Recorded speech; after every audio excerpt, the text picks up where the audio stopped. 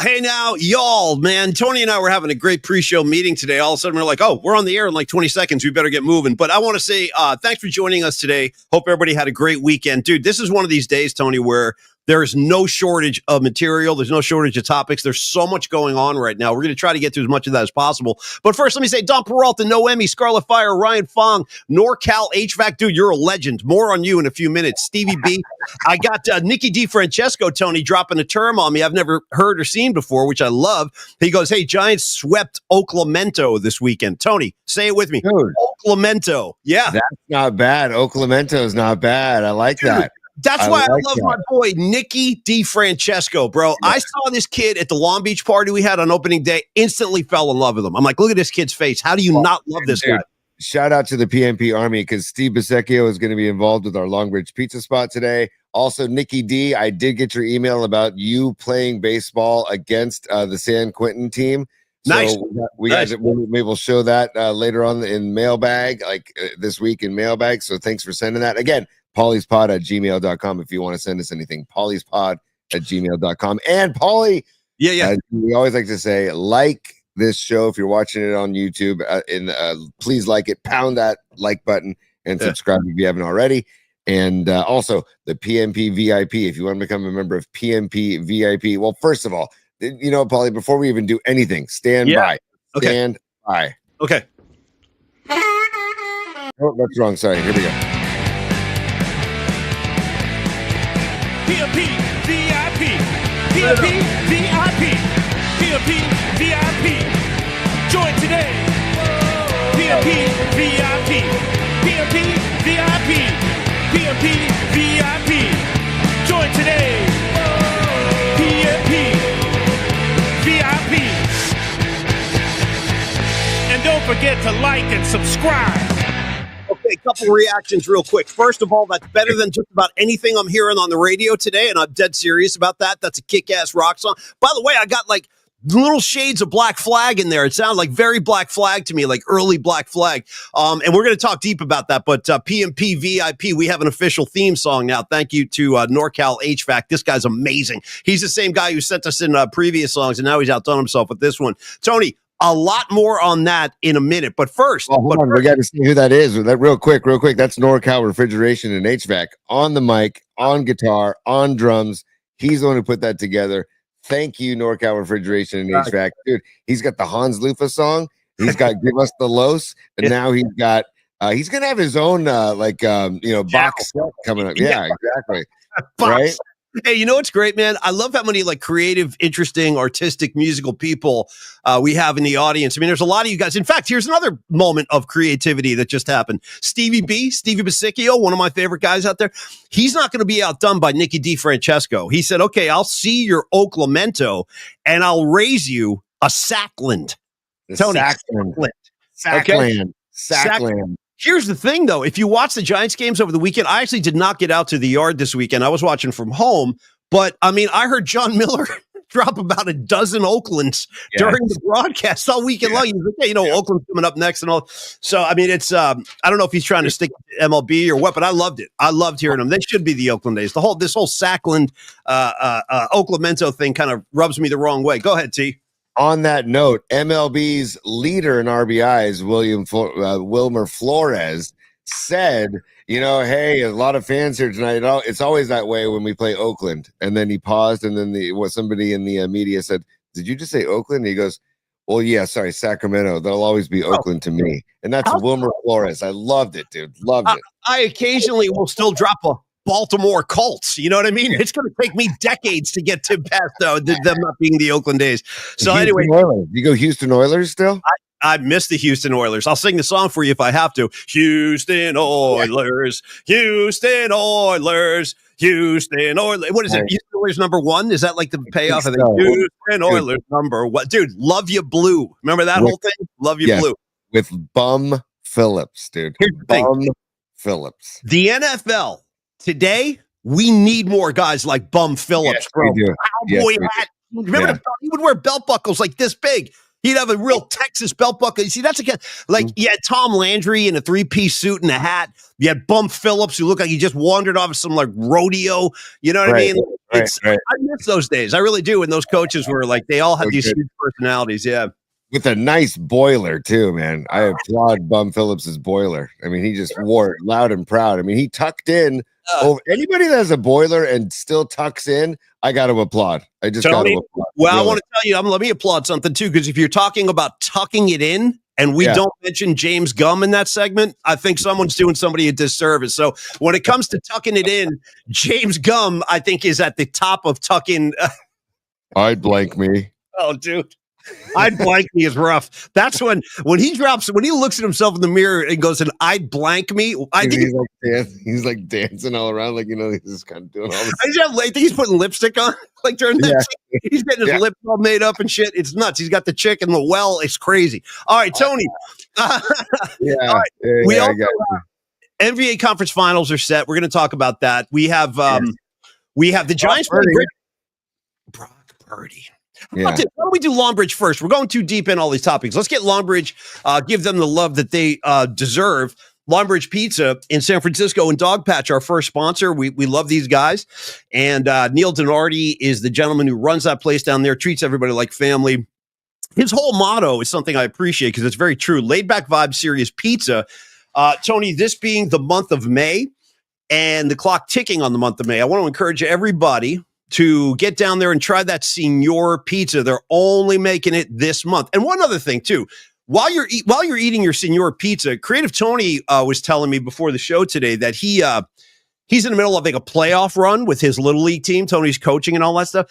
I just want to remind people, Longbridge Pizza is a great place to have a group party. They have like this great back room with a whole bunch of flat screen TVs, all these cool. It's just the whole place is decorated so cool. It's a very spacious room.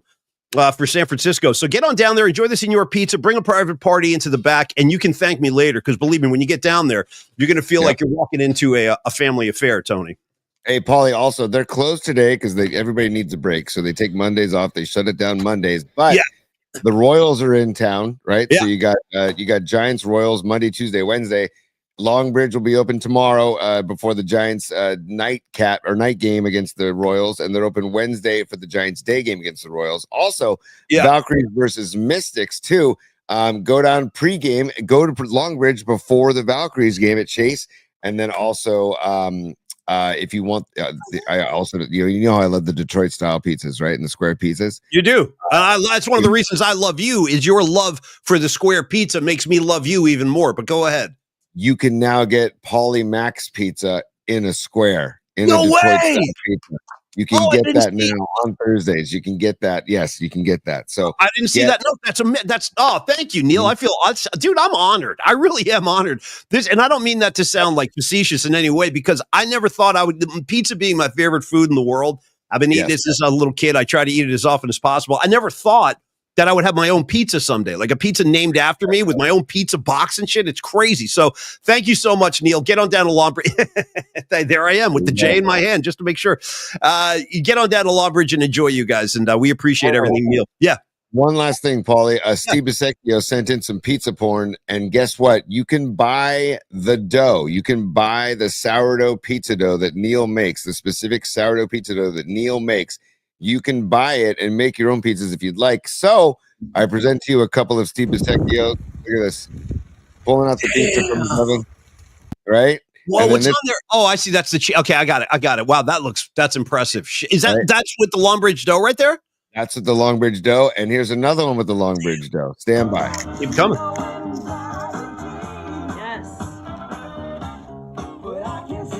There you go. And he titled that video "Pairs Well with Steely Dan," and Stevie B. You and I are the same page, buddy. That was what is that?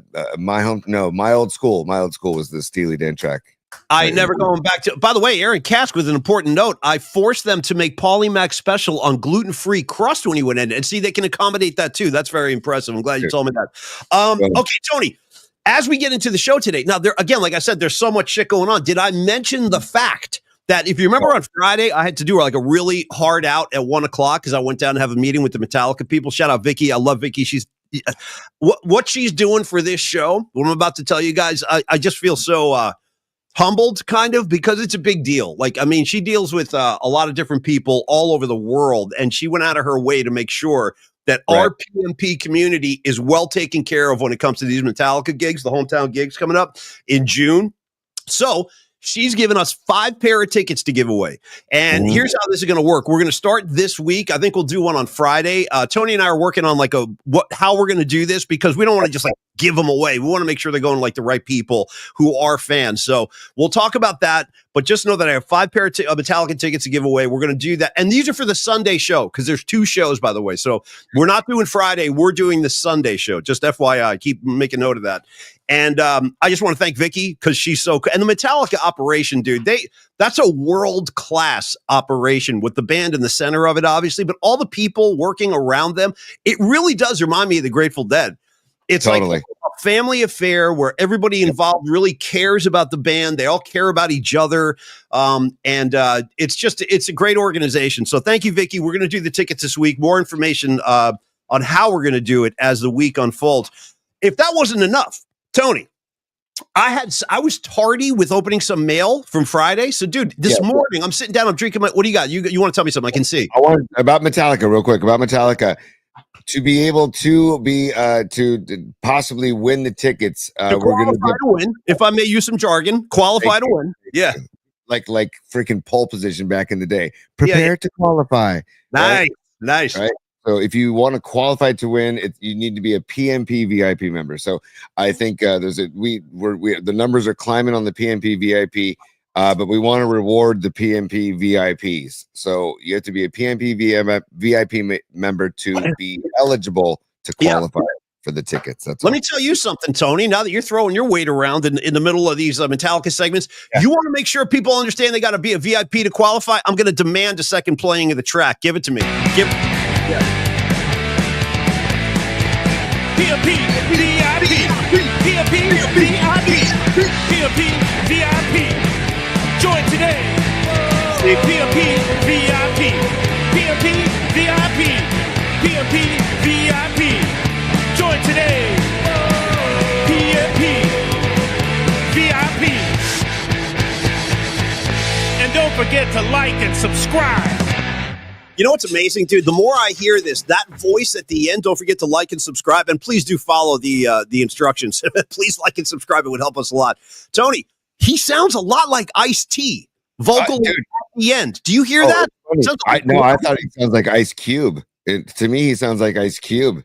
I'm getting T, you're getting Cube. As long as there's an ice involved, either we can agree. Sure. You know what I mean? But anyway, Tony, so there I am, and we're going through the mail this morning, and all of a sudden I see this one letter that I missed from Friday. Ready for this shit? Look at this.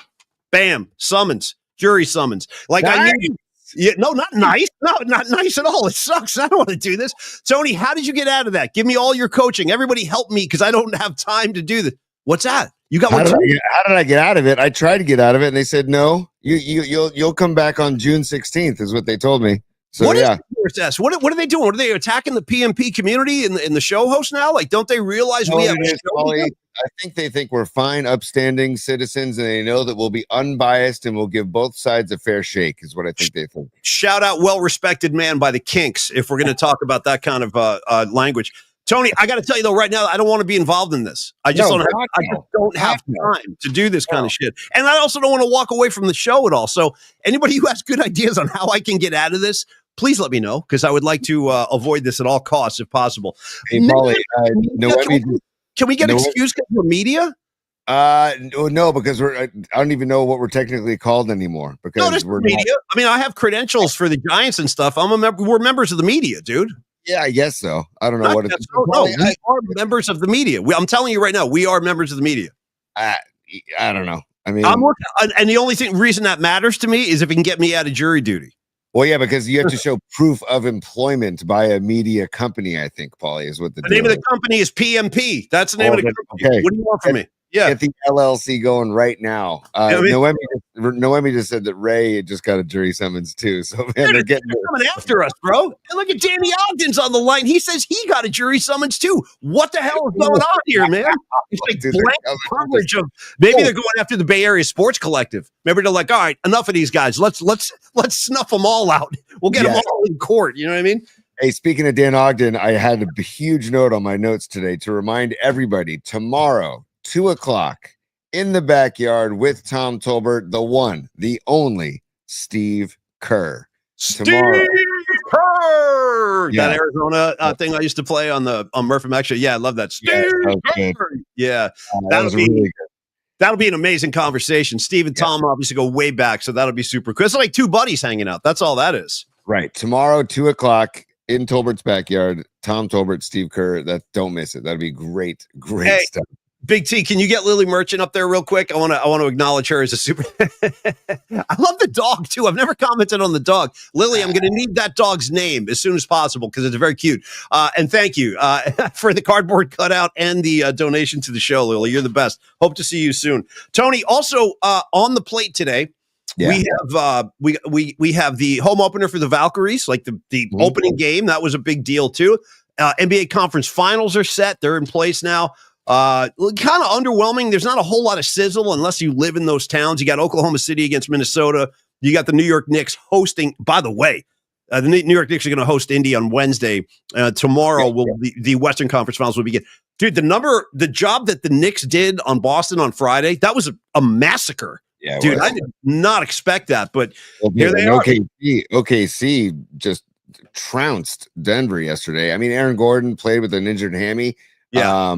And maybe he probably shouldn't have. It looked like he only had 8 points. But also, we talk about particles. We talk about vibes here, Paulie. I'm not surprised that Denver lost because of the whole Malone thing, the whole late season firing of Mike Malone, the whole Jokic, all the videos of Jokic just getting pissed off at his teammates and yelling at his teammates. I know he probably means well because the dude knows hoops.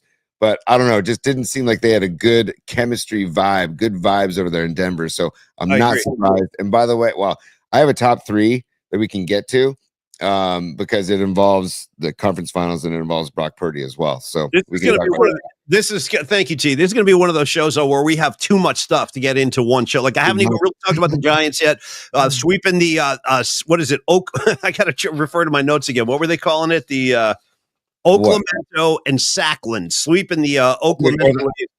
Did you see the T-shirts? I reposted Last Dive Bar's post about the Highway 80 series. Yeah, there's no such thing as Highway 80. It doesn't exist. No. So then you put it on a T-shirt and you use it as your marketing campaign for the series. Yeah. I saw somebody else post, what's next when the A's go to Vegas? Is it going to be called the Southwest Airlines series? Because when they go to Vegas. I got to see. And by the way, good call, T. And I did see that post. Rags checking in, as always, my buddy in Jersey. He goes, hey, if Paulie wants out of jury duty, all he has to do is show them my picture. What's that going to do? Get me excused by association or something? Maybe I should wear like a... maybe if I go into the jury selection, because that's like the first step. You sit there all freaking day like a jackass. And then they either dismiss you or choose you. But maybe if I wear like an upside down cross around my neck, actually, hold on. You know what I should do? Hold on. Let me. If it's a Tuesday, just walk in with nothing but boxers or tidy whities and a robe and slippers. Okay, good call with the upside down cross. And then I can address this when they're like, Paul McCaffrey, is Paul McCaffrey here? He's not going to make it. He sent in a proxy on his behalf. My name is Beelzebub, yes, Satan, Dark Prince, the Devil. I'm here on behalf of Paulie Mack. You don't want to select this guy, okay? He's bad news. Or if I wear maybe if I wear like a hang 'em high shirt or something like that. But anyway, my point is, speaking of, we'll finish your point, but then we got to get back to Beelzebub for a second. With Beelzebub. Okay, we'll talk some Beelzebub. But I also wanted to mention Brock Purdy getting banked. They finally paid Brock Purdy. It's so funny too, because you last week brought it up in a very humorous way. You're like, hey, by the way, Niners think they want to wrap this thing up and maybe get a deal in place already. And it was like, boom, a couple days later it happened. So, now I'm still not done. He's setting the damn table. This is a big table to set today. while we're talking Niners today, too, got to remind everybody, Tony and I are going to be present at the Dwight Clark Golden Heart Foundation event on Wednesday night in Sacramento. It's at a new location. Let me just confirm this to you before I give any information, but I believe it's at a place called the Hammer Theater in Sacramento, which is not where we had the last one, right? That's not where we were. I think we were at a different theater last time. I think so also. Yeah, Hammer Theater. This is going to be at the Hammer Theater in San Jose. Tickets are available if you guys want to come on down. The show goes from 7:30 to 9:30. Kirk Reynolds, the great PR guy from the 49ers, he's kind of tasked us with this, Tony. He goes, we're going to be interviewing the draft picks. He's going to give us a couple of draft picks to interview. There's an auction. And again, it's going to be great. And it's all about raising money for the Golden Heart Foundation, because watching Dwight Clark watch that whole thing he went through was so heartbreaking, and he was such a great guy. So anything I can do to help the cause, anything we can all do to help the cause. And you want to talk about royalty? Oh, God. I mean, it's Niner royalty as far as the eye can see. You got your Steve Youngs, your Bryant Youngs. Dude, Terrell Owens was at the last one. Terrell Owens. Gogan. I remember standing next to Gogan last year. Is Kevin Gogan in San Jose? And I'm like, damn, because he and Murph had some history together. Gogan and Murph, when Murph was covering the team, and so he made a couple of remarks about Murph and everything. But anyway, we'd love to see you down there on Wednesday night. Okay, all of that. So Tony, yes, where do you want to begin today? Do you want to talk about the Giants? Do you want to talk about the conference finals? Do you want to talk about Brock Purdy? Do you want to talk about the WNBA? Did I mention the Caitlin Clark, Angel Reese thing? There's so much going on. Tony, you spin the wheel and pick a topic. I'm good with anything. I just want to talk about Beelzebub for a second, because my most recent episode of Righteous Gemstones, Kelvin's roommate, the former satanic cult member. I love everything you're saying. I love everything you're saying. And let me just stop you real quick. Yes. Kelvin, okay? Kelvin. Who's a great actor, dude. He's hilarious in every role he plays. He's silly. He was great in Modern Family. Everything he plays, he's funny. Do I need to remind you about Mike and Dave Need Wedding Dates? Exactly.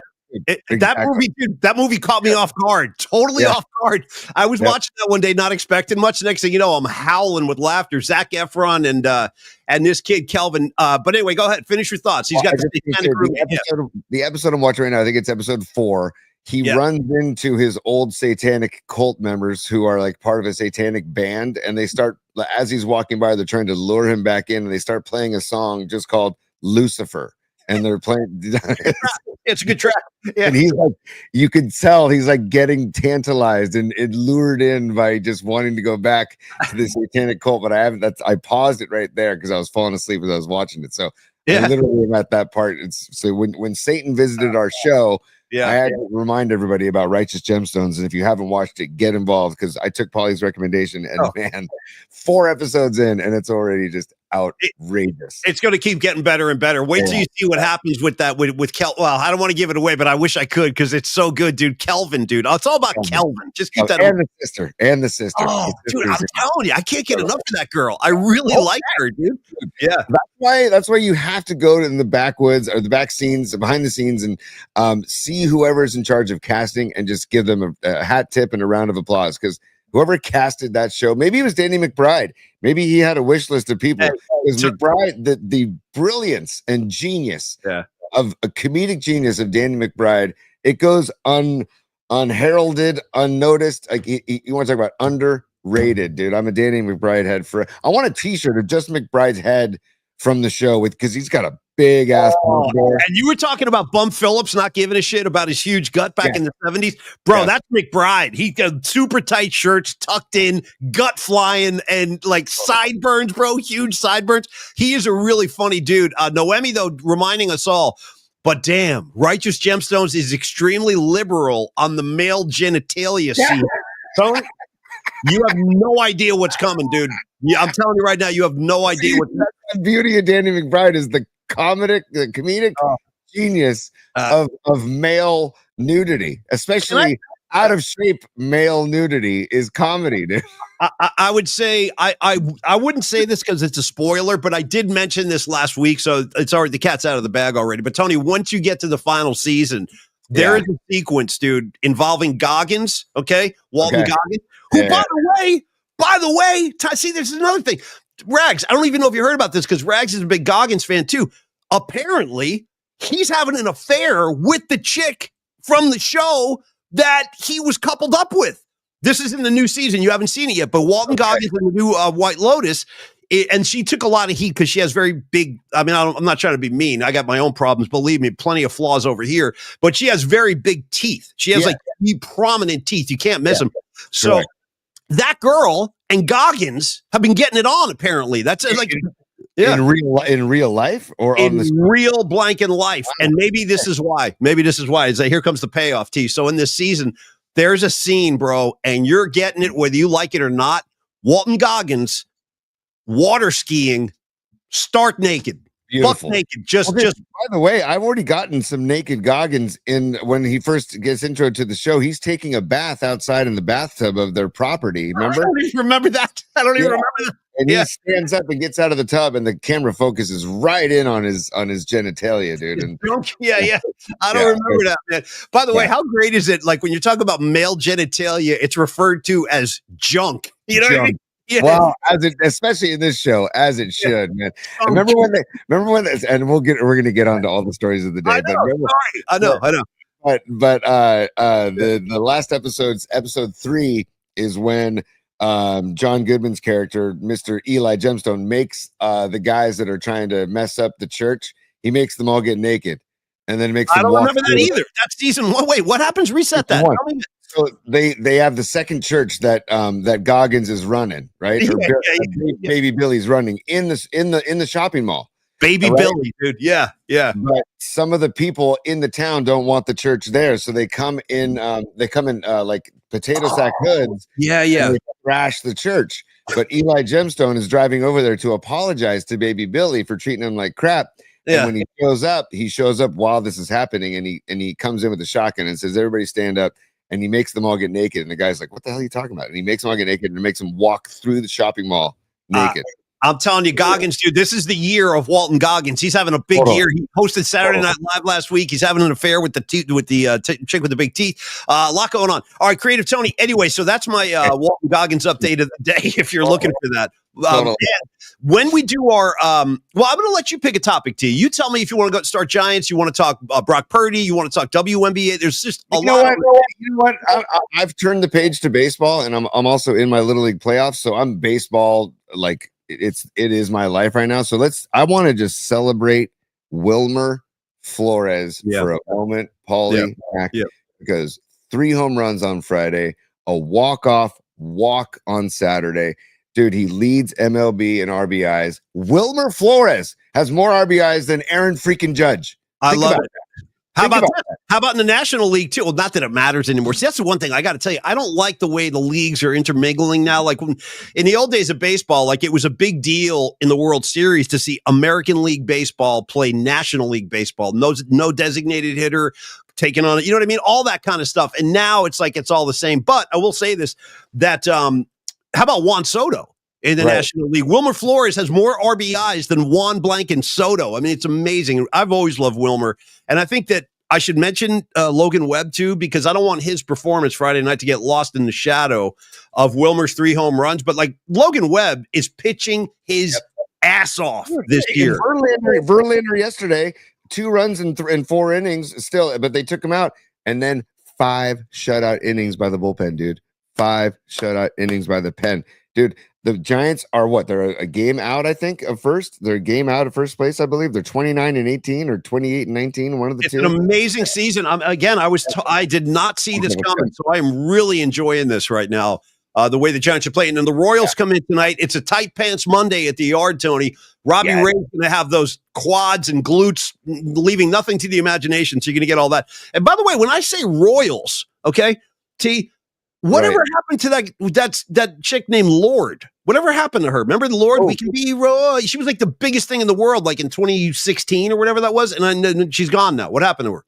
I don't know. I don't know. You kind of distracted me with the pants, so I just maybe if Lord wore tighter pants like Robbie Ray, she'd still be relevant. I'm kidding. Don't attack me. I'm just making jokes. By the way, I saw Lord live in concert. Lord, ... I've seen her.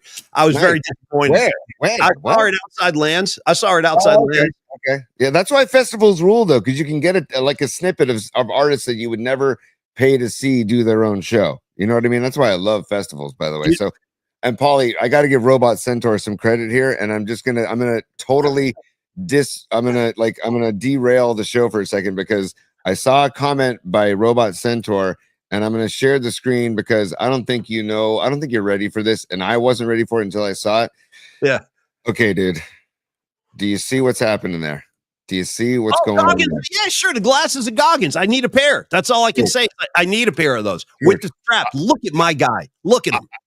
I want those so bad. I mean, no, this guy, he's taking over the world as far as I'm concerned. Goggins for president, as far as I'm concerned, dude. And I love it's like, look at the whole thing he's got going here, dude. How about the headline? Strap in, look out. Well, how about because it's a strap. It's not. You don't go behind your ears. It's a full headband. Oh, this is just gold. And goggles, dude. Goggins. Goggles, dude. Why the hell not? I'll buy a pair, and I'll tell you what, man. It's like those are shades, by the way, for listening on Spotify, and you can't see. They're not even regular glasses. They're gigantic, kind of almost mirrored shades with a strap that goes around your head, almost like a headband, like Tony said. No, it's amazing. Yeah, this is old news to me, dude. I've been a supporter of the Goggins goggles. I think that commercial, premiered during the Super Bowl. This past Super Bowl is the first time I saw the Goggins goggles. And the funny thing was, I was like, is that a joke? Like, I couldn't tell if it was real or if that was some kind of spoof. But it is real. He's selling Goggins goggles. That's gold, man. And I think Rising Wolf talking about the copywriter for the it says strap in and look out. Like, come on, dude, what are we doing? Oh, look at this. Keep Stella Blue. What's up, Keep Stella Blue? Thank you, Stella Blue. Thank you, Keep Stella Blue. I love it. Thank you so much. Time out. Leave that up there for a second because I got a million comments on this. First of all, Keep Stella Blue. You're talking, I mean, you want to get on my good side, bro. You come up to me and start talking about Stella Blue. I'll talk to you all night, dude. That's one of my favorite Jerry Garcia songs of all time. I love Stella Blue. Number two, the freaking icon with the blue Jerry Garcia, home run, home blanket run. And you know what? That's a combo of Paulie. It's part of the Keep Tahoe Blue movement. So it's a combination of Grateful Dead, Tahoe, and Love, and Jerry Garcia. It's basically, if you could like do a common denominator of like what I love most in life, it's that logo and Keep Stella Blue, dude. Hey, Creative Tony, I got a question. When he says gifted a PMP membership, does that mean he gave one away or somebody gave one to him? I wasn't sure I understood the message. He or she, I don't know if it's a boy or a girl. He or she gifted one away. So gave one away. So that is, I didn't even know you could do that. As again, we're learning how to do this. And so the fact that you do that, thank you. And I know that Dub City did that in the past, and Patty from Napa did that in the past. Thank you all, man. That's incredible. So it's Keep Stella Blue. Love it. You remind me of the instrumental Stella Blue from Phil and Friends at the Warfield with Steve Kimmock. Dude, that brought tears to my eyes. That's one of the greatest live performances of music I just have ever seen. And I'm blown away that you just pulled that out, dude. I really am blown away you just pulled that out, because let me tell you something, man. Stella Blue, for the non-Grateful Dead people in the audience, Stella Blue is like a very powerful, beautiful Jerry Garcia ballad, normally performed very late in a set, like almost one of the closing numbers. Not quite, but almost, like towards the tail end of the show. Jerry would drop one of those on you. And it's almost like a spirit. It's like, there is like a spirituality to it, almost like it's such a moving piece of music, and the vocal, a lot of pain in there and stuff like that. And then Tony, I think that instrumental version you're talking about that we saw at the Warfield, and I'll give you the date if I have to, 4/16/99. Boom, right there. Yep. I think that was the only time that song was performed as an instrumental. I don't think that's ever happened again before or since. Really? Yeah. Wow. Well, I knew we were seeing something special at the time, and you could hear a pin drop in the Warfield during that performance. And Steve Kimmock, that kind of sold me on him for life of that performance. I'm just like, this guy, he's hearkening the soul and spirit of Jerry Garcia. He's bringing it right. I mean, he was already in the room, but he was literally bringing it into his guitar. And he plays like what's that funky guitar? I'm blanking on the name of the guitar he plays, but it's that one. It's not a Flying V, but it's the one that's got like a pointed on both sides. It's pointed on both sides, Paulie. Yeah, I don't know what that kind of guitar. It's not an SG. I don't know what kind of guitar. I mean, his might be a custom job, actually. I don't know. But I know the look of it, but I don't know what it's called. To be honest with you, I think it is a custom guitar, but it's a beautiful guitar. Anyways, it was just you made me keep Stella Blue, and you reminded me of that performance. So I just wanted to shout that out. We used to have a lot of like talks in the Grateful Dead scene about like what's your favorite Garcia ballad, because Jerry did a lot of really beautiful ballads. You got Morning Dew, you got dude, and they're all like atomic bombs, bro. They're all massive pieces. So you got Morning Dew, you got Stella Blue, you got Addicts of My Life. You got Standing on the Moon. I'll throw Standing on the Moon in there. Yeah, I mean, there's like a million of them. Days Between was one of the later ones he did. So one of Garcia's specialties. I miss Jerry on a daily basis still to this day. I always will. Anyway, Tony, so I want to get into the unless you have more Giants comments, T. Are you still going Giants? I want to tip my cap also to Elliot Ramos, he's like a 293, I think he's really seeing the ball well, and man, he's riding a wave, and the Giants are like, I'm still waiting for the Adamas Chapman, because they've kind of like dabbled in some offensive prowess, but they still we're not getting what we're paying for from Adamas yet. And maybe not offensively, or not even defensively, dude. He's okay. He's not say anywhere. Say it. He's just not. He's just not. How about he's just not? Is he not, Tony? Who is he not? I'd love you to go a little deeper.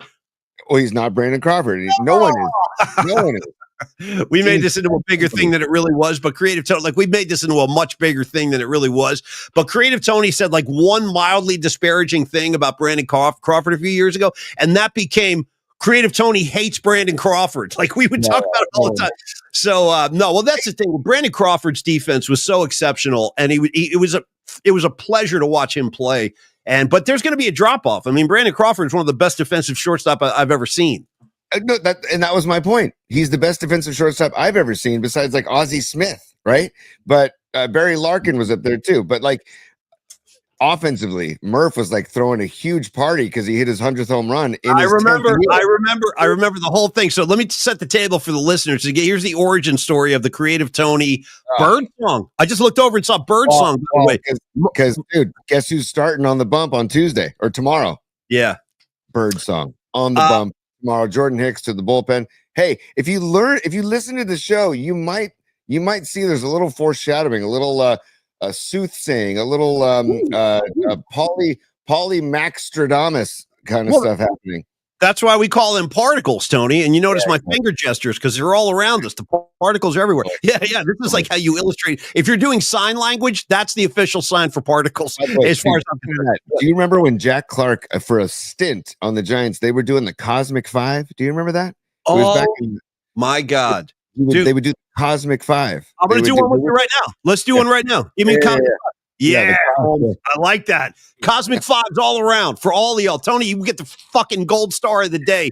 I dropped an F-bomb. I'm excited. But bringing up the Cosmic Five, dude, I'm impressed. That's all I can say. And Jack Clark, when it comes up, sometimes I need to remind all of y'all, that's my boy. There's my Jack Clark baseball right here.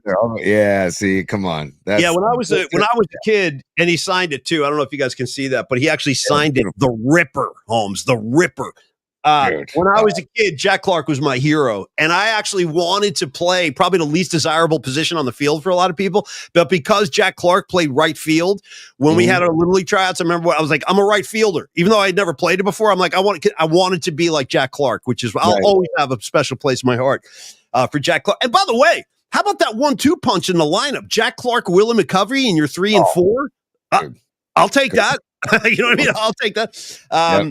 Anyway, what happened was when Brandon Crawford hit his 100th home run, we're all watching the game. We were all in different houses and stuff because it was a night game. No. Hold on, pause. It was during your show the next day, and Murph was like, he treated the whole show like it was like a grand celebration of Crawford hitting his 100th home run in his 10th year. And I texted Murph during the show. Okay. Dude, can we kind of chill out on the celebration? Like, I texted him that, dude. Next thing you know, I hate Brandon Crawford. Brandon Crawford sucks. And then I finally said, all right, if you're going to rip me, then I got to come on the show to back myself up. And then I finally came on the show. Shit, I forgot about that. You actually did a guest hit with us because of this. Yeah, yeah. And I said, it's not like I'm out there saying I hate Brandon Crawford. And then, of course, your producers just isolated I hate Brandon Crawford and played that over and over. By the way, my man John Joseph Double J, he goes, me too, Paulie. Jack Clark was the man, and the same exact reason I started playing right field too. I get it, man. The power of Jack Clark. So in 78, I'm going way too deep into this, but I'm gonna indulge me for 5 seconds. In 78, the Giants had this amazing first half of the season. They were in first place at the All-Star, which is a big deal because the Dodgers had been in the World Series in 77. They actually wound up going again in 78. But and the divisions looked a lot different back then. It was and NL West was much smaller. The whole game was smaller. There were fewer teams out there. But anyway, Vita Blue started the All-Star game for the National League, who was a Giant and had a monster year that year. And Jack Clark was a starting right fielder. And I remember that was like a big deal because the Giants had not had a lot of great years between 71, I guess, and 78. They had like a bunch of down years. So they had that. And then they just kind of dropped off at the end. But they had that great rotation, Tony, amazing pitching rotation of Vita Blue, John Montefiusco, Ed Halicki. Yeah, dude, nice. Jim Barr. And Jim Barr was part of that too.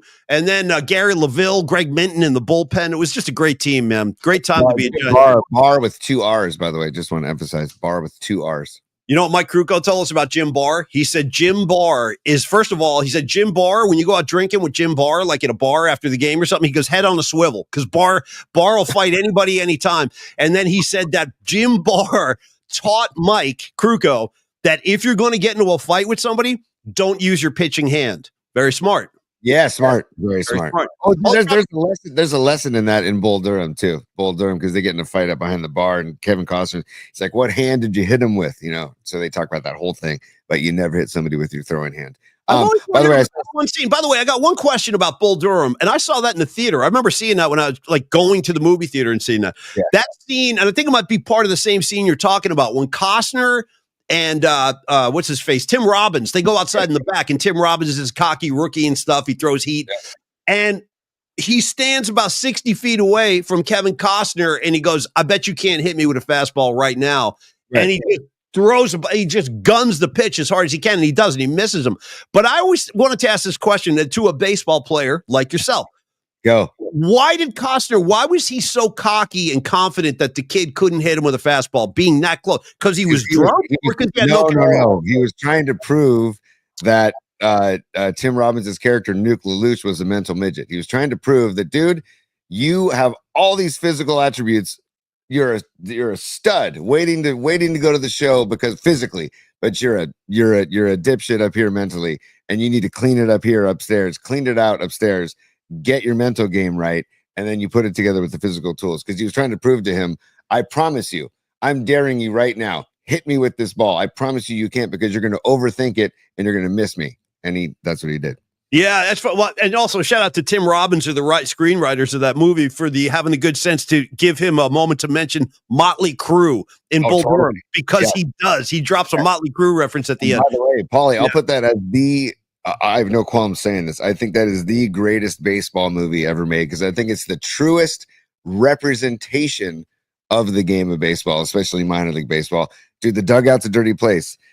Buses and vans are dirty. Like, they're just, in my opinion, it's the truest representation and the best representation of a baseball. You know, when you say that, Tony, it's funny because when we were younger and we were growing up, there were baseball movies all the time. I feel like there's been a drought. We haven't had a baseball movie in a while.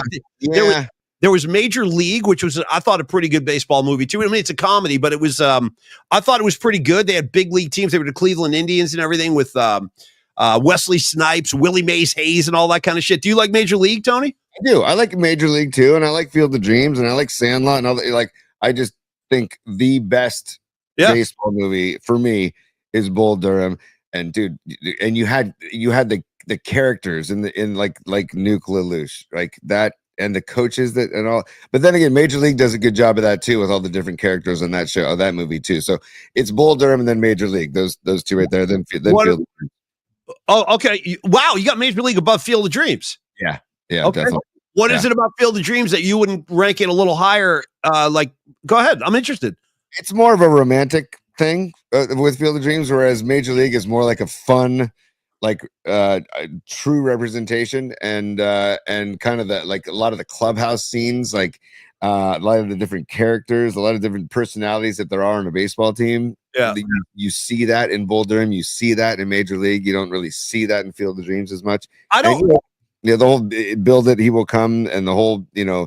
I love that. Don't get me wrong. Nothing. This isn't a diss of Field of Dreams. I love Field of Dreams too, but it's just if I had to rank them, Bull Durham number 1, Major League number 2. All right, fair enough. I do feel like we're due, though. We're due for some kind of baseball movie. It feels like it's been a long time. And then Costner made another one. He made that Perfect Game. I think it's called The Perfect Game or some shit like that. He made it out in the later stuff. I would love them to just make a movie about Wilmer Flores. How about just make a movie about Wilmer?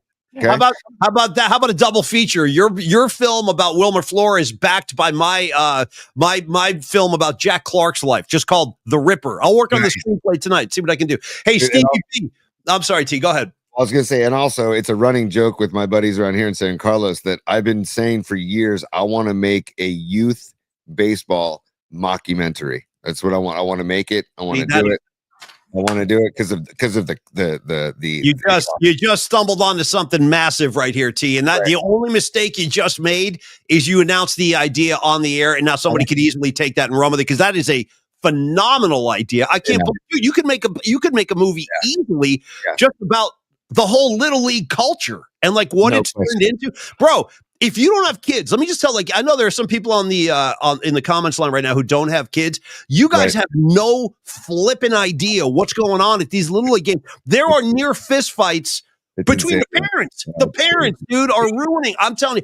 That's why when I went to these Little League games with my kid, and even in high school, my kid was playing high school sports, I tried not to get involved in that kind of stuff. I tried to honestly stay off to the side a little bit because I didn't want to be like, oh, that's that radio asshole who's like yelling and screaming at our game. Like, so I tried to keep an extremely low profile. Honestly, I did. I tried to stay out of the way, stay out of all the nonsense. But a couple of times, dude, like other parents on opposing teams would like be mocking our parents and shit. And I was like, hey, listen, if you guys really want this to go down, we can make this go down. I mean, it depends on how far you want to go with this. And then all of a sudden I realized, wait a minute, wait. I'm about to fight somebody at my kid's Little League game. I probably shouldn't do that. You know what I mean? But crazy, Paulie, is you found this out and I'm finding this out. Dude, the parents care way more than the kids. Once the game's over, they're just having fun. They want to go eat ice cream and shit after the game. Let's go get some burgers. Yeah, they don't give a shit. Yeah. Or they're like the team that they just lost to or just beat. Next thing you know, they're like out, they're like running around on bikes or running around, like you said, getting ice cream. They're playing like tackle football. They're throwing a Nerf around in the outfield, tackling each other. Yeah. Hey, Paul, you're cordially invited. Whenever I get this group of writers, we're going to go to my cabin in Tahoe we're going to go for like a week, and we're just going to write this mockumentary. We're going to write like the storyboard. We're going to storyboard the mockumentary for youth baseball, and you're invited, buddy. All right. Well, thank you, brother. Oh, we got another Super Stevie B. What's up, man? Best baseball scene in any movie. And by the way, Stevie B, compliments to those pizzas I saw you flipping over there with the Longbridge dough. Tony, what do you call foreshadowing as we get into the film jargon now? Now that we're screenwriters, we've decided Tony and I are going to be screenwriters. I want to do a little foreshadowing as I look ahead to the closing Longbridge spot. I'm going to go ahead and request right now that you bring back some of those Stevie B videos when we talk Longbridge a little bit later. I will. I promise you I will. I've got them locked and loaded, and I also have the Polymax Pizza logo as well, so I'll do that. Thank you, Stevie B, for the super, brother. Thank you very much. And Paulie, also, I want to welcome to the PMP VIP, the Nutter. The Nutter is now a member of the PMP VIP. So thank you for joining us. Nutter. I got a sunrise coming up over the course. What is that? That's out at where do you think that golf course is? The one out by the ocean. I don't play. I forget the name of it. Pebble Beach. I don't think it's Pebble Beach. No. What's the one out by the ocean here? It's very prestigious where they had the U.S. Open. Harding Park. Harding Park. Thank you. Harding Park. Could that be Harding Park? Maybe. No, I don't think so. Or the Olympic Club. I don't think it's Olympic Club or Harding Park. I don't know. I don't know where that is. Nutter, help us out. Where is that? What is that? Where is that course? Hey, Nutter, I got to tell you too. Welcome aboard. Great to have you as a VIP. And if you were like a guy that I hung out with, your nickname would immediately be Butter. That would be your nickname. Would be Butter, hands down. Yeah. Another super coming in here, T. It's our old friend Patty from Napa, the queen of the scene. Aw. She is apologizing for being tardy. Nice picture of Henley with the J. I love that. I got to say, though, never be sorry, Patty. You're basically running the whole operation as far as I'm concerned. And when somebody calls you tardy, you just drop the David Lee Roth thing on them. I don't feel tardy. You know, Paulie, you're fine. I don't feel tardy either, but since Patty is one of the members of the PMP VIP, I feel like because she's tardy, we should play her the VIP song real quick while we can. Okay, good idea. Patty, stand by and enjoy the greatness of NorCal refrigeration and HVAC. PMP VIP. PMP VIP. PMP VIP. Join today. Yeah. PMP VIP. PMP VIP. PMP VIP. Join today. PMP VIP. And don't forget to like and subscribe. I'm still hearing a lot of Ice-T on those vocals at the end, and I'm hearing the more I hear this, the more Black Flag it sounds to me. Yes. With that join today, like that's just a very Black Flag kind of sounding little moment of that track. Anyway, I want to applaud that guy. That's NorCal HVAC. Amazing work, bro. Thank you very much. I'm going to say hands down, Tony. Hands blanking down. I think we might have the most creative audience like in the entire Bay Area I'm just throwing that out there. We got guys making songs. We got paintings. We got all kinds of shit going on. And don't sleep on the in the background in that track. Like there's like that. Don't sleep on that as well. And yes, that kind of creative crowd we've got. So thank you all. Yeah, those that has like a little bit of a Clash vibe to me, but the lead vocal has a very Black Flag vibe. And again, I'm hearing Ice-T at the end when he says join today. Sounds like a kind of Ice-T with Body Count. Shout out like body count, by the way. Like a Body Count, yes. And Paulie, all the way, by the way, it's the Nutter checked in. It's Sharp Park Golf Course in Pacifica, where that picture is from. So nice, dude. Nice. I've not heard of it, but again, I don't own clubs. I'm not a player. Tony, do you know that? Do you know that course? Yeah, I've played it. We actually had a Little League baseball tournament right across the highway from Sharp Park. Where it's I forget the name of the fields, but it's right there next to Sharp Park. It's right off of Highway 1 in Pacifica, Sharp Park. Murph and I used to talk about, because obviously Murph is such a golf lunatic, and he's traveled the world. He's played on golf courses all over the world. I got to tell you, Murph and I used to talk about this, and I was so psyched that he said this, because he was like, there's so many prestigious golf courses that you just don't have access to, be it like Augusta or Harding Park. You have to be a member too, I assume, right? You can't just waltz over there and start playing. So I would say to Murph, Harding Park's public. You can go in and play anytime. By the way, Lee Hammer. Lee Hammer, former program director of KMBR and vice president of sports programming for KMBR and Cumulus, is now a starter at Harding Park. So when you walk up to the first tee, there's Lee saying, "Hey, good morning. Hey, did you hear the one about the naked blonde and the 3-foot salami and the poodle?" Like he'll say, he's got the jokes. No, you know what I mean? I'm ripping off John Bender's material right now. Naked blonde walks into a bar with a poodle under one arm and the salami under the other. And then he never gets to the punchline because he falls through the tiles. I've always wondered what that punchline was in Breakfast Club. But anyway, Murph and I used to agree on this because, Tony, for a brief period of time, it was a short period of my life. Do you remember when I lived on 27th in California? Yes. Like it was brief. It was like maybe a couple of years, but I was a really nice area. Like I really enjoyed that neighborhood. And I used to, very close to Bill's place, very close to Yetwa, Gordo's Burritos, all that Clement Street goodness. I used to go for walks and hikes up in Lincoln Park, right on the coast there. And I got to say, for my money, Tony, like Lincoln Park is one of the most spectacular settings as far as like the views and the vibe, the Golden Gate Bridge, the cliffs, all that. It's amazing. And Murph was like right there with me. He actually said this once. I mean, I'm not embellishing this. I said, like, Murph, if you could choose one last round of golf to play, like when you're an old man, but he actually said he would consider Lincoln Park as one of like his first choices because of but the crazy thing is, like, it's not a glamorous, right, T? It's not like it's a public course. And it's a much more affordable course too for people to play, and you're getting views of the ocean and the Golden Gate Bridge on some of the holes. And I also want to give a shout out to the Glen Eagle Golf Course in San Francisco. that is also just an underrated. Where's that, T? It's in San Francisco. I forget exactly the street or whatever, but it's oh man, exactly where it is. Like, where is it in the city? I'm blanking right now. I'm totally blanking. If somebody knows the Glen Eagle Golf Course, I've played it with my uncle many times. See, Leah Phillips loves Glen Eagle. Dom or Leah, where exactly is? And also, they also renovated the 9-hole pitch and putt at Golden Gate Park too, which Dom is awesome. Peralta, dude. Dom Peralta, he's our ace in the hole, man. Speaking of, like, he's all things to all people. He ain't wasting any time. He goes, it's near the Cow Palace. Bam. Right there. McLaren Park. Thank you, Stevie B. McLaren Park. I was blanking on that. Thank you very much. But dude, underrated course also. So yeah, hey.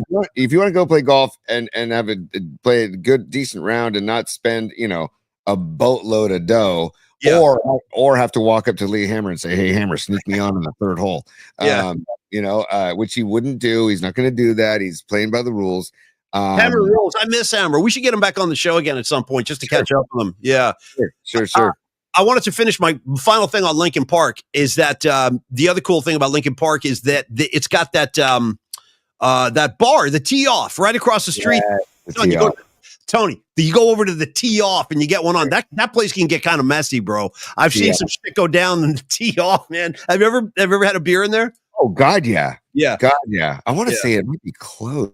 Is it still open? I hope no, is it?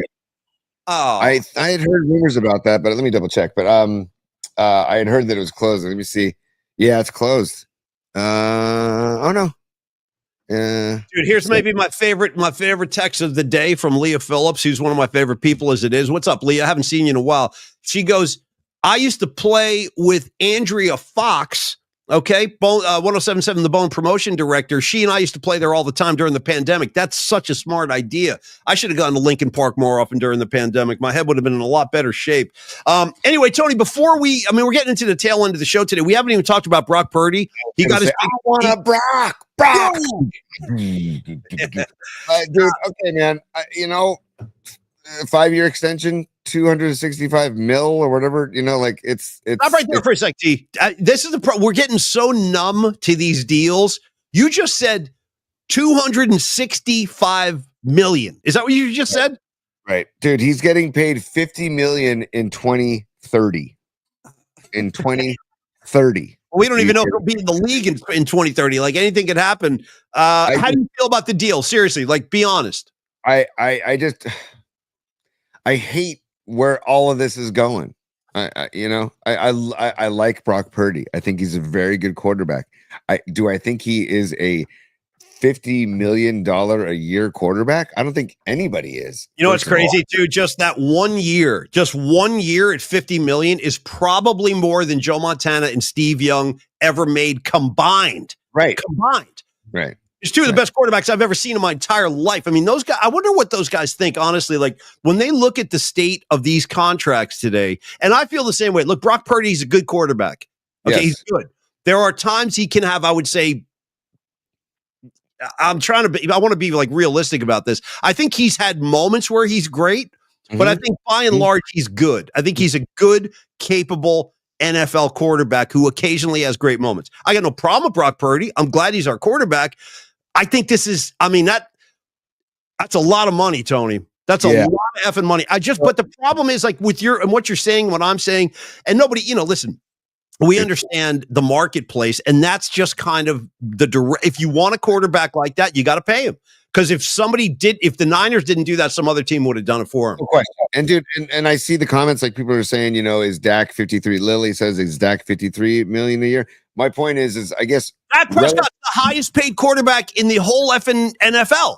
Dak Prescott. And I got to be honest, Rex, forgive me, what's he ever done? Honestly, what has Dak Prescott ever done? They paid him for like his potential. I think he made that money on the potential, like that, what he could have become, perhaps. I haven't seen it. I got to be honest. I haven't seen it. So I don't know how he wound up being the NFL's highest, but that's kind of the problem. That's kind of what we're talking about here.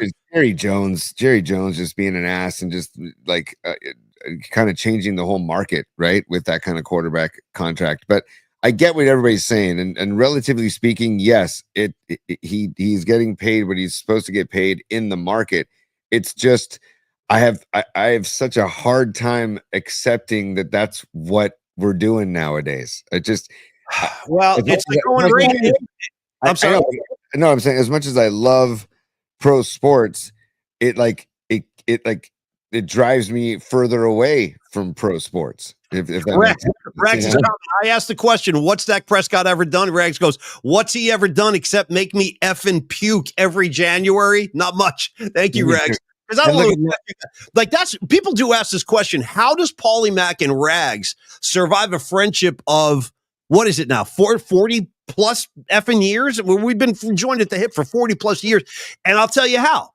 Because when it's Sunday, we each go in opposite directions. He's over there doing his thing. I'm over here doing my thing. And we don't attack each other. That's how we've survived it. That's the answer to the question is like, how do we get along? Niner fan, Cowboy fan, being like having this like love affair practically with each other.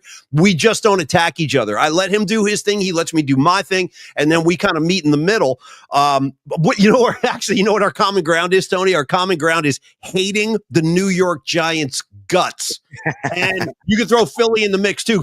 Rags has a much bigger problem with Philly than I do, but I've never been a Philly Eagles fan.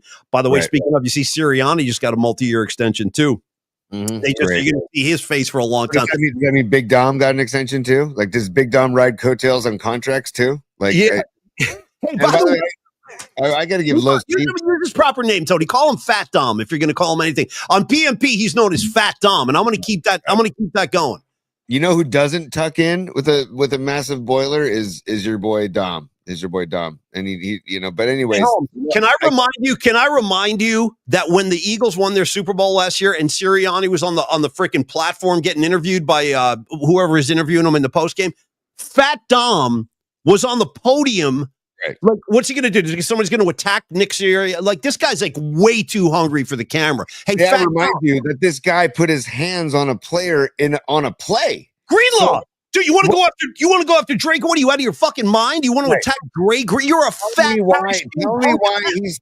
But tell me why is he? He's a fat, out of shape hunk of S, and he's going to try to fight a world class football player, like Drake Greenlaw. But why is he allowed on the sideline again? He should never be allowed on the sideline again. If he's touching players, what are you doing? He should never be allowed on the sideline again, ever. That's fine. That's a very good point. On whatever, go into the booth or go into some section in the stadium, but you are not allowed on the sideline when you're putting your hands on the players. And I got to give Los D some love too. He says sports has become such a business, such greed. I loved it more honestly when they were a game. Like, it's what we're talking about here, Paulie. Like, do you see how like our like blood pressure just skyrocketed when we started talking about NFL shit? Like, all of a sudden we're both screaming and yelling, and I look over and Dom Peralta. These guys are like, oh, they're on fire. Ryan Fong, Tony, and Paulie are on fire. Dom Peralta is PMP unleashed. By the way, every time, hey Dom, for all the metalheads in the audience, every time I hear the word unleashed, I got to tip my cap to Judas Priest. Tony, I hope you're ready for it because here I come. Judas Priest, Unleashed in the East.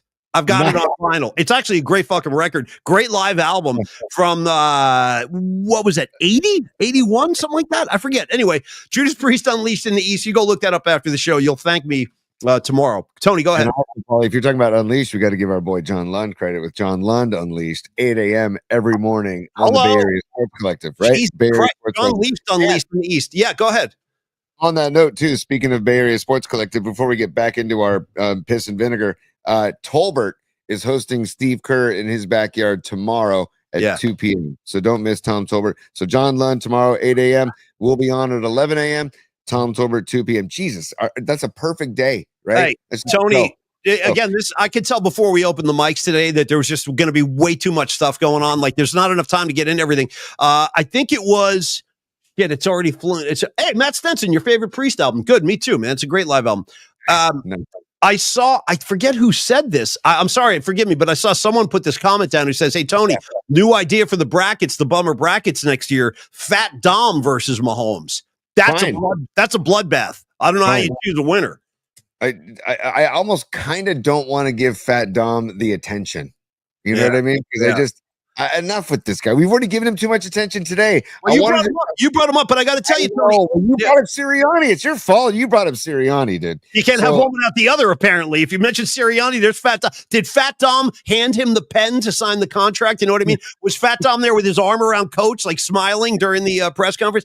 Like, and you're right. You actually make a really good point, Tony. What in God's name is he still doing on an NFL sideline after he got into an altercation with a player? Like, you don't, I mean, and by the way, I hope Philly enjoyed that ass kicking we gave him when we went back there when we had our quarterback. Yeah, you guys have a great time in the NFC Championship. We don't have a quarterback. We saw him again with the quarterback, kick the living shit out of him, and it was beautiful. Go ahead, Tony. My only point is I get the marketplace. I just hate the marketplace, and you're causing this massive divide between the common fan and these athletes. Like, it's such a massive divide when you're talking a guaranteed $50 million a year 5 years from now. That just, to me, is insanity. It's just insanity for anybody. Brock Purdy, Patrick Mahomes, you name, like, the studs of the league. It just blows my mind that that's where we're at. And like these baseball players, Juan Soto making $700 million, Ohtani making, it's just, I feel like we've just, it's off the rails, and it's probably never coming back. No, it's at the point of no return right now. I mean, Tony, we're not that far away from seeing the first $1 billion contract, and it'll come in baseball. MLB will do that. They're going to give somebody a $1 billion deal, and it'll probably be within the next, I don't know, 5, 6, 7 years. I mean, we're not that far off. Makes me sick to my stomach, dude. And I'm sitting there thinking, you and I used to talk about this long time ago about how we should organize a fan revolution where fans just stop going to games. Because if fans stop going to games, if fans stop buying season tickets, if fans stop buying merch and $20 beers, then they can't pay these contracts. And then there would be a ripple effect, but it will never happen. It's just it's a pipe dream. It's something that I've thought about. I got to ask you a quick music question, Tony. You said fan revolution. I want to jump topics real quick and ask you, which is your preference when it comes to the Beatles revolution? The electric heavy version or the acoustic version? Go. Electric heavy all day. Me too. Yeah. Electric heavy all day. That guitar sound, I'm just throwing this out there on the table just for your consideration. Everybody enjoy this. Is that the guitar sound they got on that song, Revolution, the heavy one of the greatest guitar sounds I've ever heard. I don't know how they did that, dude. That was like, 69 or some shit when they recorded that? Anyway, the guitar sound is spectacular. I've always loved that guitar sound. Yeah. I got a question for you, and this would be a good top three questions since we didn't do a full top three. I'll just go right to number 3. Motley Crue's Helter Skelter or the Beatles Helter Skelter? Watch me piss off the entire audience in 5 seconds. Motley Crue's. And to me, there's no contest. Like, I know. No, agreed. Paulie, agreed. Yeah. I totally agree. I love the Motley Crue version better. No, I just think it's a much more effective, like, it's heavier, it's more psychotic, it's more dangerous. And then little thing at the very end, like, the song ends and Vince Neil whispers this. He goes, Helter Skelter. And then you hear Tommy Lee drop his drumsticks, like, and you hear him falling on the floor. Like, I love that kind of stuff. Actually, in fairness too, Winks has a good point. Or do you want to throw U2's version in there as well? The U2 one is horrendous. I hate the U2 version. You know who did a good version of it that we saw together, dude? You and I saw Aerosmith opened a gig in Oakland with Helter Skelter. And that was the same gig. Oh, my God. That was actually one of the best Aerosmith shows I ever saw. It was like 06, Oakland Coliseum. And it was the same day that I interviewed Joe Perry on the phone. I did a phone interview with Joe Perry when I was still working on 107.7 The Bone. And we went to the concert together. And that was the night that I think Kravitz opened. I think Kravitz was the opening act that night. Kravitz opened. But, dude, the Aerosmith opened the show with Helter Skelter out of nowhere. And I got to say, it was a really, really good version. By the way, dude, by the blanking way, here's the one negative thing about the New York Knicks advancing as far as they've gone now. And I'm swept up in it, bro. I got some love for the Knicks in my blood. When I lived in Jersey, I liked the Knicks. And they've been irrelevant for over 2 decades. So to watch them kind of come back and just manhandle Boston like that, kind of surprising. And don't give me this, they didn't have Tatum. I don't want to hear it, dude. You still don't get blown out like that. They just like the Warriors didn't have Curry. End of discussion. Warriors didn't have Curry, and we competed. Like, our games were close. Like, the Celtics just Tatum got hurt in what, game 5? No. Game 4? I think it was. I think game 4. Game 4. Curry got hurt in game 1. Yeah. So you can't use the Tatum argument. You can't. I don't want to hear that argument. shit. I don't want to hear that. And by the way, the Golden State Warriors competed in all the games without Steph. Like the Celtics got embarrassed. That's why, Paulie, I think OKC makes quick work of Minnesota. I really do. Interesting. Interesting. I really let me do. go back. I Let me think take five or six. OKC over Minnesota. I'm just saying that now. Go with your bad self. No. I'm thinking about that. I don't know what to make of that series, to be totally. I think that OKC should win that series, but I think Minnesota is a pretty damn good team, and we just got an up close look at these guys. I mean, they're so athletic, and no. I think they're good. I don't think they're great. I think they're good. I think they have Randall and they have what's his name? Edward. Ant-Man. Yeah, and then everybody else is decent. Like McDaniel's decent, Gobert decent. But if you can contain Randall and Ant-Man, and dude, and think about the weapons that OKC has, dude. Like let's be real here. So. Look at Los D. I'm with Tony. OKC in 5. Damn, Los. Yeah. Okay. Well, I will tell you this, dude. I think that. Well, I don't know what I really shouldn't say anything. I'm not sure. I got to watch this thing play out. I really do. It starts tomorrow, by the way. And then you got your Knicks, Indiana Pacers. Who do you like in that series, Steve? I'm rooting Knicks, but the Pacers scare me, dude. And Robot Centaur says OKC versus Paulie's Pacers for the Paulie's Pacers. Hey, by the way, I got to call Winks out right now. Winks is disparaging the post Joshua Tree U2 catalog. Winks, you got to go back. You got to revisit Acton Baby. That is a fucking great album right there. Winks, you got to go back and visit Pop too, dude. Don't sleep on the album Pop. I'm with you. I'm totally with you on that, but that's going to be, people dismiss that album without even really listening to it. It's like a precursor to techno and EDM. It really is. It's a very interesting record, Pop. It's very unusual. Winks, grab your headphones, go put on your diaper and listen to Octane Baby and Pop and enjoy yourself. Yeah. So now I'm yelling at Winks about you too. I didn't see that coming today. By the way, I wanted to say that I do think the Indiana Pacers, though, or maybe the dark horse in this whole thing, they're a good team, dude. They're a good team, and I think you can't sleep. That's going to be an interesting series too. That one might go 7. I can see that thing going 7 games. All right, Tony, listen, we're kind of getting to the point.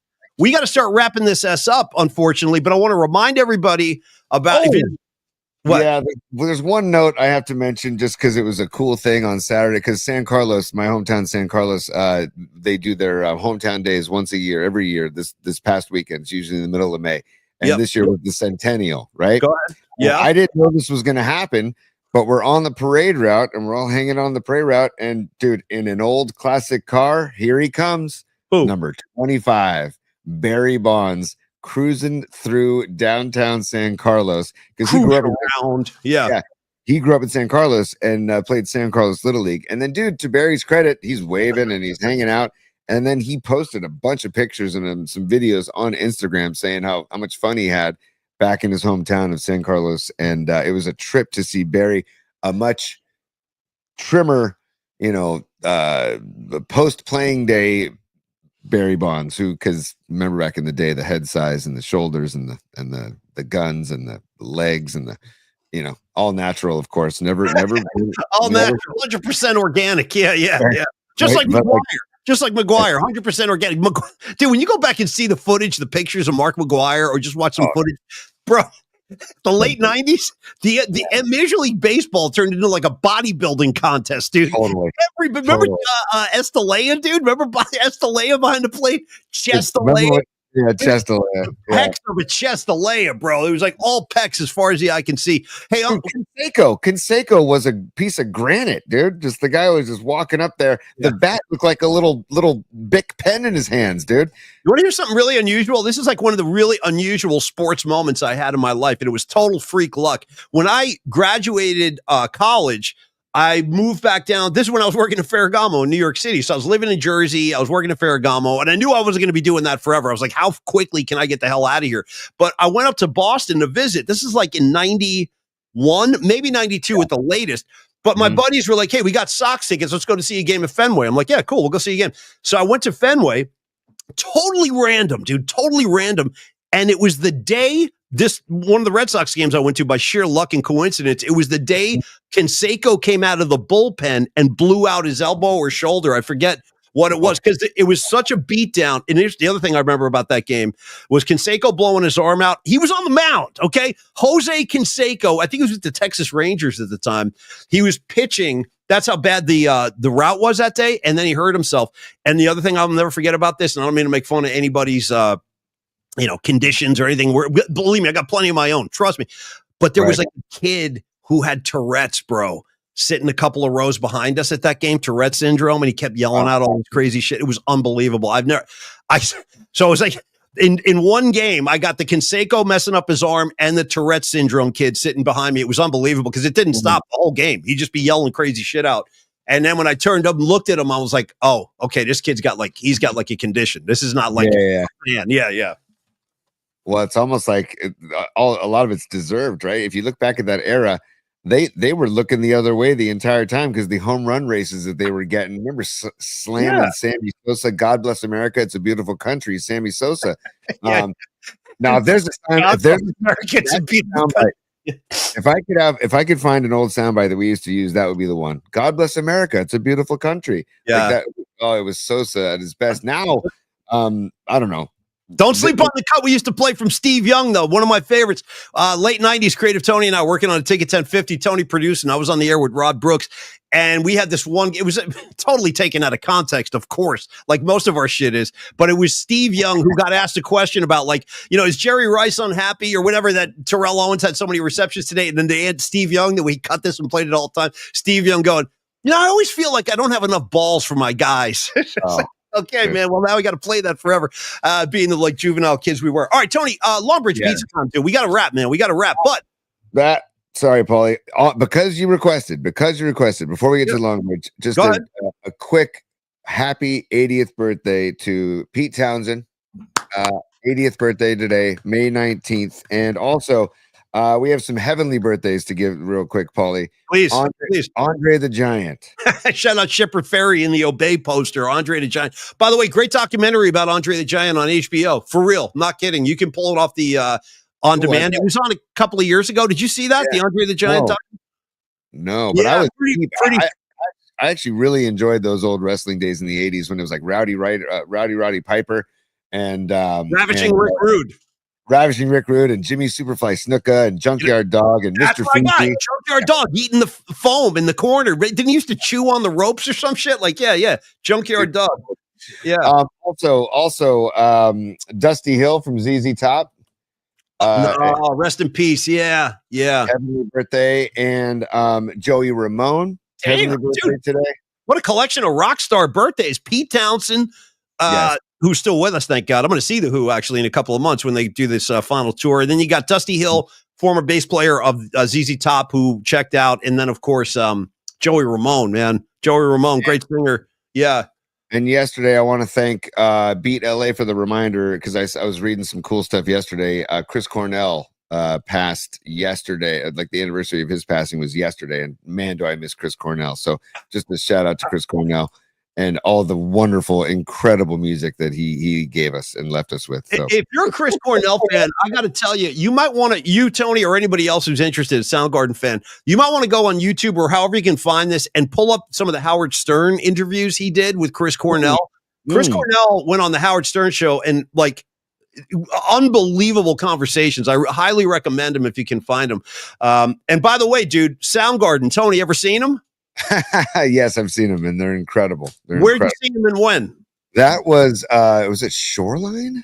I think it was Shoreline way back when, in the height of their, during the Spoon Man, what was the Super Unknown, all that shit. That album, Super Unknown. I think it was Shoreline. Was it Shoreline? God, why am I blanking on that? I can't believe I'm blanking on that. But you ever hear that cover? Only saw him once. Same here. Actually, you know when I saw them, Tony? I saw a Soundgarden. I honestly didn't even know who they were. This was a long time ago. They hadn't even become big yet.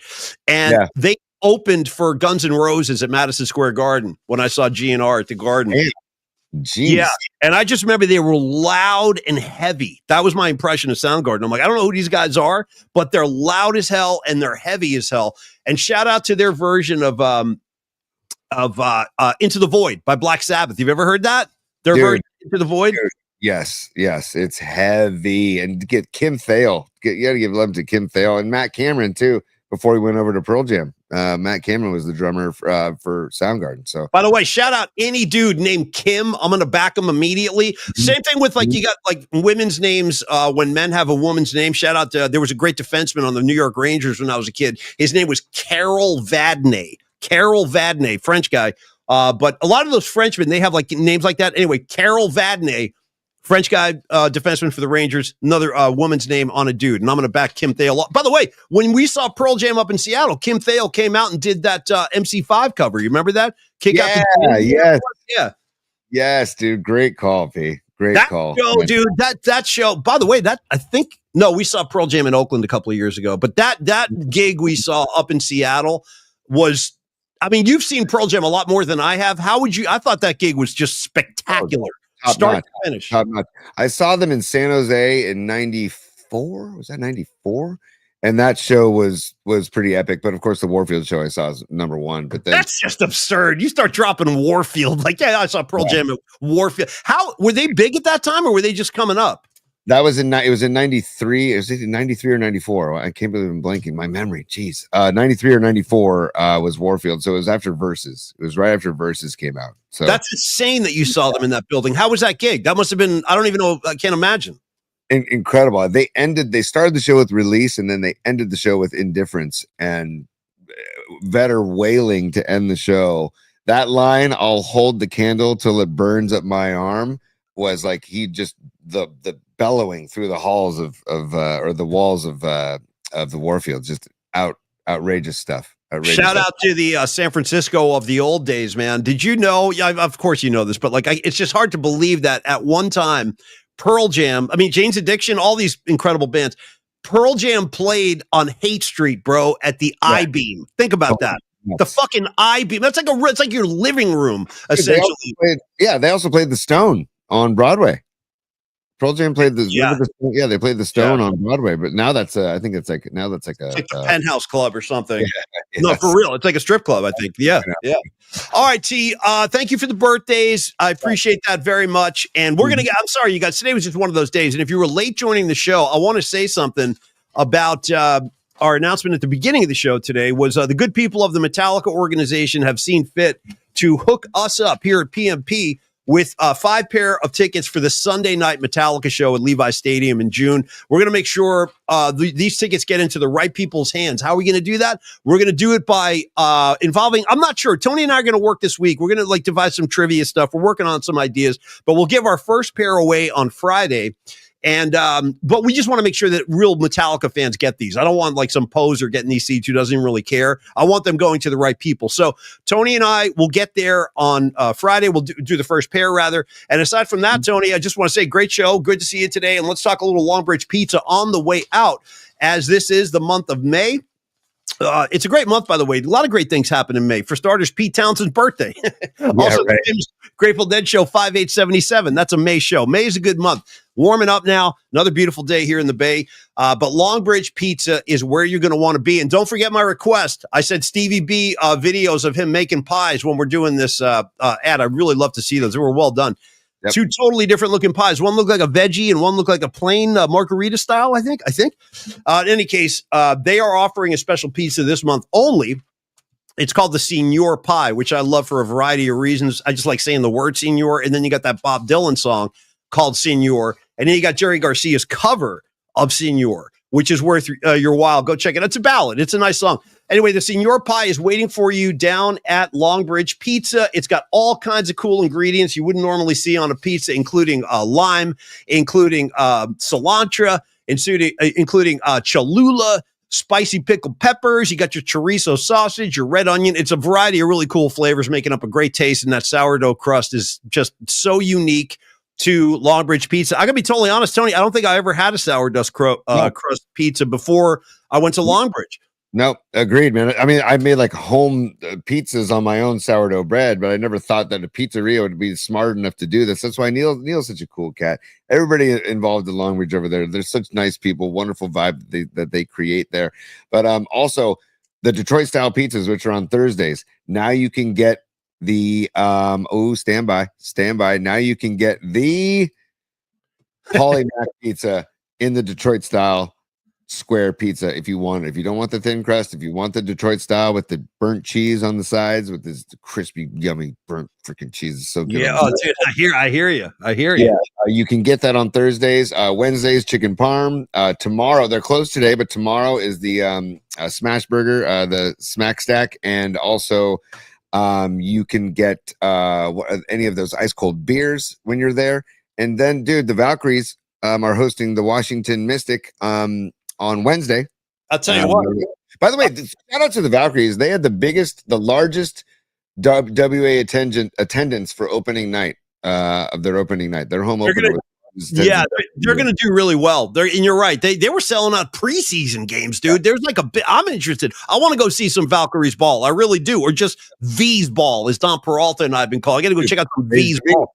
Yeah, V's up, dude. V's up. Also, Paulie, Giants and Royals at Oracle Park Tuesday, Wednesday. Night game Tuesday, day game Wednesday. Check out Longbridge before there if you're going to the games. And then finally, yes, Neil is such a smart cat, dude. He says we make this sourdough, and if you want it to make your own pizzas, you can buy that too. So what did Stevie Bisecchio do? He bought his own dough and made his own pie. So there we go. Look at that. That's Stevie. That's Stevie B. That's his. That's a damn good looking pizza, Steve. I got to tell you, brother. I'm not embellishing that at all. That's a really good looking pizza, and I can almost taste the sourdough crust just looking at it, Tony. I'm serious. And here's one more. This is with Steely Dan in the background. Yes. That looks like a veggie pie. Looks like some kale maybe on there. That's a good looking pizza too. Shit, this is making me hungry. I'm realizing it is lunchtime. Let's go get out there and eat something. Yes. By the way, I always like to throw this out there whenever Steely Dan comes up. Strange but true tales of the Steely Dan universe. Rags and I, okay? Rags and myself at the age of 17, 18 years old, we used to landscape at the Fagan's house. Donald Fagan's parents lived in the town that I grew up in New Jersey, and they were on like our landscaping route. That was our summer job for a few years. Remember when I told you a story about Rags pulling out stalks of poison ivy in his bare hands? Big mistake. Yeah. Big mistake. I'm like, Rags, what are you doing? He goes, no, don't worry about it, dude. I got the special soap I'm going to use. I'm like, you're out of your mind, Holmes. And then he, like, the day later, his head, he was covered in poison ivy head to toe. But in any case, that's my strange but true Steely Dan connection right there. You used to landscape the Fagan's home. Tony, great show today. If you could, and by the way, one extra shout out to John Joseph, who said he saw Metallica when they signed with Megaforce Records. So what are we talking, 82, 83, nice. Something like that? Wow. Yeah, that's I remember when that first record came out, man, when Kill 'Em All came out. I remember I used to read all the rock mags when I was like a teenager, Hit Parader, Circus, all that kind of shit. So I was like reading this. Remember that? Yeah. Hit Parader and Thrasher magazines were the two magazines where I begged my parents, please subscribe to these, because I couldn't do it as a kid. I was too young, but please subscribe to these for me. And they did. And so that when they would come to this, you got Dee Snider on the cover and shit like that. Piercy, all these guys, Stephen Piercy. But anyway, when I read, I remember reading something in one of those magazines. It might have been, remember Cream magazine too? Cream was a good one. Yep. One of those magazines said like, hey, there's this new metal band from San Francisco. And this is what it said. It said they might become this generation's Black Sabbath. And when I heard that, I was like, that's interesting. I got to check that out. And I bought that record based on that little blurb I read. And I was like, holy shit. I remember when the first time hearing Metallica was like, it was overwhelming almost. Like the speed, the ferocity, it was the whole thing. It was like, oh my God, this is going to be maybe one of the greatest hard rock metal bands of all time. And that's exactly what they became. Yeah. Dude, that's the feeling. And I know we got to go, but like when I first heard Smashing Pumpkins, there's a song called Silver Fuck. And when I first heard that song, Siamese Dream, is that Gish or Siamese Dream? So I heard Siamese Dream first, and then I went back and heard Gish. And then I was like, Jesus, Gish, my God. But Siamese Dream is incredible too. But when I first heard that song Silver Fuck, I was like, what is this? Like, this is wild stuff. And it's overwhelming. The Smashing Pumpkins can be completely overwhelming if you're like new to it. Like when Tony sat me down, he was like, here, listen to this. At a certain point, I threw my hands up. I'm like, you got to turn this. I can't, it's too much. It's all too much. I don't even know if I can handle this. Now I'm a huge fan, but it's like overwhelming, some of their stuff. You know what tune is like that for me is that tune, I think Jelly Belly on Melancholy. That's one of the heaviest things I've ever heard in my life. And then you got the side 2 or second record opens up with that Where Boys Fear to Tread or whatever. That riff. Heavy as hell. I don't know if people realize how heavy the Pumpkins are. They're unbelievably heavy. Unbelievably heavy. But then they make gorgeous music too. Like, yeah. I mean, they make some incredibly gorgeous tunes. So their later stuff, but like the first 4 albums when it was Gish, Siamese Dream, and then also don't sleep on Pisces Iscariot, which were like Siamese B-sides that were a whole other album called Pisces Iscariot. And then you had Melancholy and the Infinite Sadness, man. Those albums. Corgan's a force of nature, man. He's a complete force. And I remember having this conversation on the air with Rod Brooks and you years ago. This is like in the 90s. And Tony was like, you started talking about Smashing Pumpkins. And then I never forget Rod Brooks said this. Rod goes, I don't really like him. And you're like, why not? And this is what he said. He goes, because I can't get down with Uncle Fester. That's what Rod said about Corgan. Did you know, by the way, that Siamese Dream? This is no BS. This is a fact. Yeah, Billy Corgan was tripping his face off on LSD the entire recording process. He said he was. Yeah, that makes sense. That makes sense when you hear the music. That actually adds up, or as the kids say, that tracks, Paulie. Oh, okay, that tracks. Or they might say, "Yeah, I know Melancholy. It's fire." It's fire. No. Oh, Cap. Oh, Cap. Cap is something too. Or Bet. Oh, Bet. Dad, Bet was around in the 80s, at least on the East Coast. Bet was something you would say like as an affirmative statement, like I like Aerosmith. Yeah, Bet. Yeah, you know what I mean? Shit like that. Bet is back, dude. Bet is made full circle to my kids. Where they, Dad, Bet.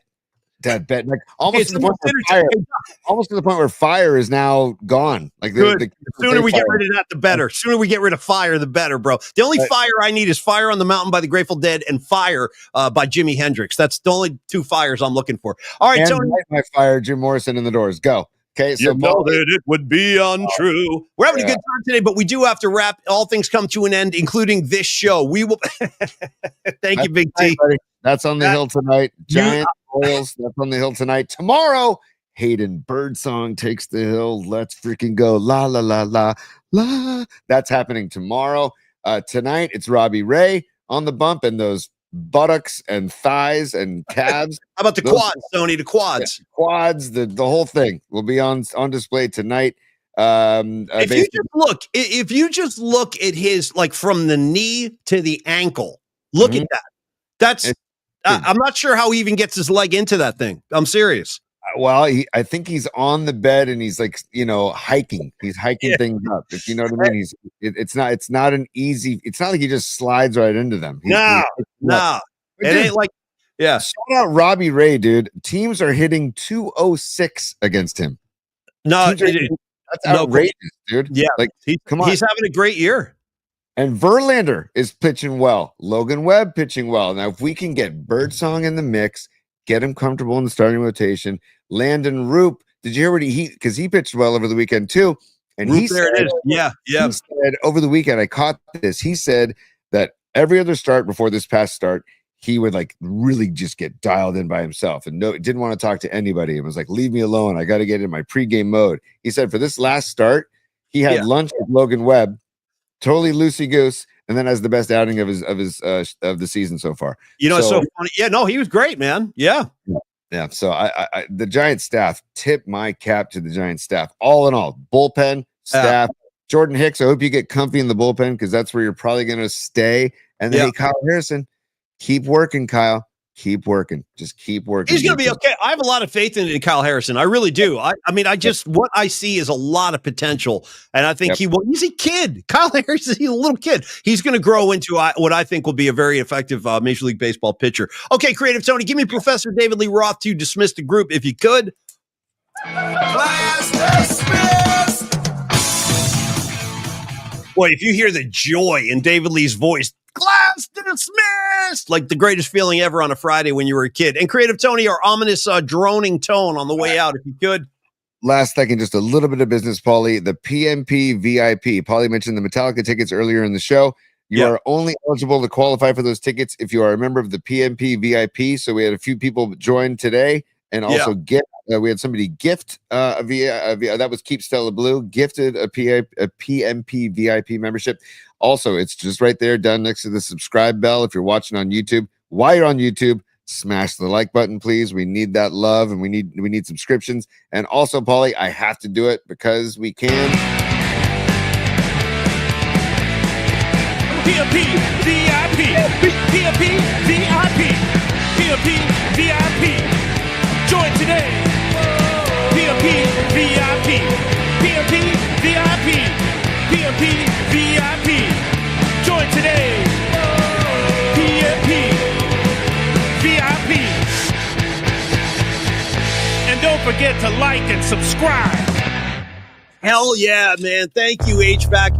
By the way, 49er Red Zone. What a beautiful kind of final statement. He goes, peace and love to all of y'all. Enjoy the sun and stay cool. Well said, 49er Red Zone. I like that very much. All right, you guys, thanks. It was a fun show today. We'll be back tomorrow. Hey, you know what we're going to say hi to tomorrow is our new sponsor, Dr. Matt Young. I want you guys to get to know him a little bit. We're going to bring him on the show. We like to do that with our new sponsors. We had Los D on, we had Neil on, and now we're going to meet Dr. Matt Young tomorrow for a little chat. And lots of other hijinks as well. Yeah, yes, we got some bookmarks we got to get into tomorrow for sure. We got some bookmarks we got to get into, and also maybe a Tony's top 3 and prep you for the conference finals and for Giants Royals. So let's go.